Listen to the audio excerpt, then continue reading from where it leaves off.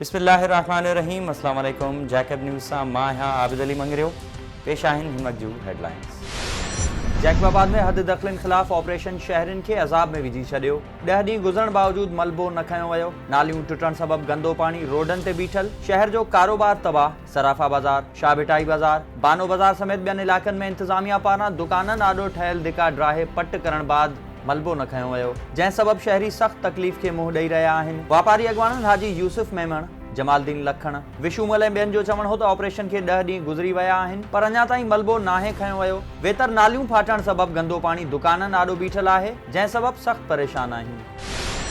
जैकबाबाद में अणसुञातल हथियारबंद किरियाना जे दुकानदार खां 1.25 लख रुपया फुर करे फरार। एयरपोर्ट थाणे जी हद सदर बाज़ार में मुंहुं ते मास्क चढ़ियल 2 अणसुञातल फोरुनि हथियारनि जे ज़ोर ते किरियाना दुकानदार राकेश कुमार खां 1.25 लख रुपया फुर करे फरार थी विया। दुकानदार मूजिबि फुर कंदड़नि में हिकु नौजवान ऐं हिकु पोढ़ो हो, जन पिस्तौल जे ज़ोर ते 1.25 लख रुपया फुर कया आहिनि।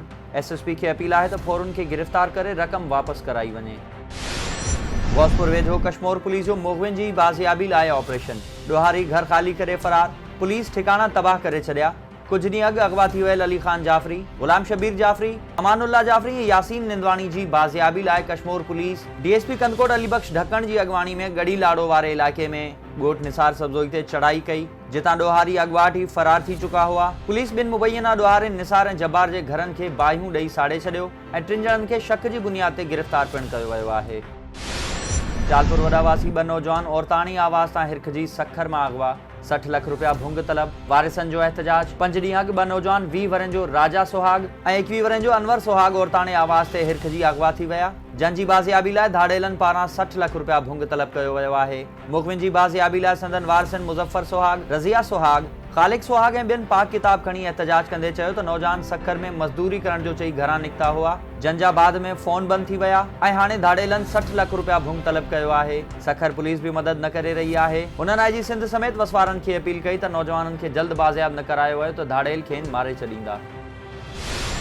सखर ऐं जैकबाबाद में शहीद भुट्टो जो राय ताहिर खे IG बलूचिस्तान मुक़र्रर करण ख़िलाफ़ एहतजाज। सखर PP शहीद भुट्टो पारां ज़िलई सदर महताब शामी, जनरल सेक्रेटरी गुलशन मलिक, सखर सिटी जो अॻवान सिराज मीरानी ऐं ॿियनि जी अॻवानी में एहतजाजी रैली कढी प्रेस क्लब आॾो धरणो हयो वियो ऐं शहीद मीर मुर्तज़ा भुट्टो जे क़त्ल में मुलविस राय ताहिर खे IG बलूचिस्तान मुक़र्रर करण ख़िलाफ़ सख़्त नारेबाज़ी कई। जैकबाबाद में पाकिस्तान पीपल्स पार्टी शहीद भुट्टो पारां ज़िलई सदर नदीम अहमद कुरैशी, नूर मोहम्मद मंजू ऐं जावेद अली अबड़ो जी अॻवानी में मीर मुर्तज़ा भुट्टो जे क़त्ल में मुलविस राय ताहिर खे IG बलूचिस्तान बणाइण ख़िलाफ़ शहीद भुट्टो हाउस खां प्रेस क्लब ताईं एहतजाजी जलूस कढियो वियो। अॻवाननि ख़िताब कंदे चयो त राय ताहिर मीर मुर्तज़ा भुट्टो जे क़त्ल में मुलविस आहे। खेसि IG बणाइण शहीद जे खून सां नाइंसाफ़ी आहे।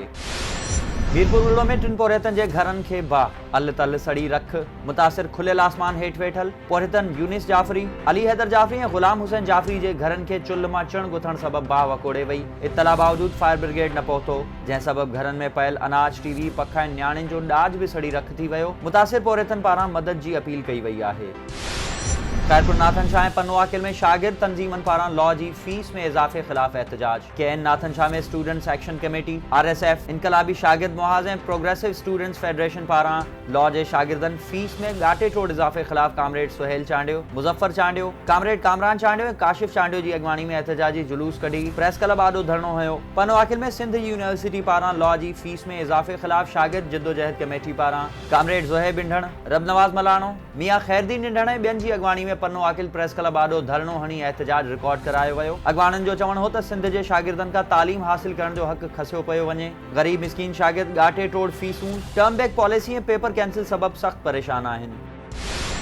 मटियारी में सहाफ़ियुनि ऐं सिविल सोसाइटी जो सीनियर सहाफ़ी रऊफ़ चांडियो खे मिलंदड़ धमकियुनि ख़िलाफ़ एहतजाज। रऊफ़ चांडियो खे धमकियूं ॾींदड़ जवाबदारनि जी गिरफ़्तारी लाइ सहाफ़ियुनि ऐं सियासी समाजी तंज़ीमुनि पारां GM बाबू ख़ास खैली, जाम शौकत अबड़ो, सरदार अयाज़ मेमण, पीर अली शेर सरंदी ऐं ॿियनि जी अॻवानी में एहतजाजी मुज़ाहिरो कयो वियो। अॻवाननि जो चवणु हो त सिंध जे सीनियर सहाफ़ी रऊफ़ चांडियो जे स्कूल मां चोरी ऐं उनखे सरेआम फ़ोन ते धमकियूं ॾींदड़ जवाबदारनि खे फ़ौरी गिरफ़्तार कयो वञे।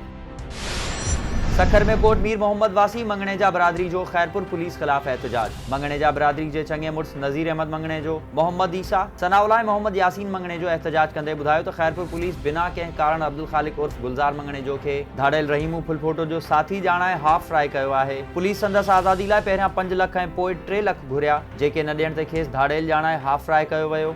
IG सिंध खां घुर था करियूं त खैरपुर पुलिस जे ज़िम्मेवार ऑफिसर्स ख़िलाफ़ कार्रवाई कई वञे। मटियारी में पीटीआई पारां प्रेस क्लब जी इमारत जी बहाली लाइ एहतजाज। पाकिस्तान तहरीक इंसाफ जे ज़िलई सदर हुसैन बख्श मेमण, मुमताज़ बाटी, दिलशेर शाह ऐं ॿियनि मटियारी प्रेस क्लब आॾो एहतजाज कंदे चयो त गुज़िरियल 8 सालनि खां जंहिं सबब सहाफ़िन सूदो एहतजाज लाइ ईंदड़ मुख़्तलिफ़ सियासी समाजी तंज़ीमुनि तोड़े आम माण्हुनि खे मुश्किलातनि जो मुंहुं ॾिसणो पइजी रहियो आहे। उन्हनि घुर कई त मटियारी प्रेस क्लब जी इमारत जल्द बहाल कराई वञे, ॿी सूरत में सहाफ़िन सां गॾिजी तहरीक हलाईंदासीं। मिठियाणी में प्रेस क्लब जे सॾ ते सियासी समाजी तंज़ीमनि शागिर्दनि जो कॉलेज न हुअण ख़िलाफ़ एहतजाज।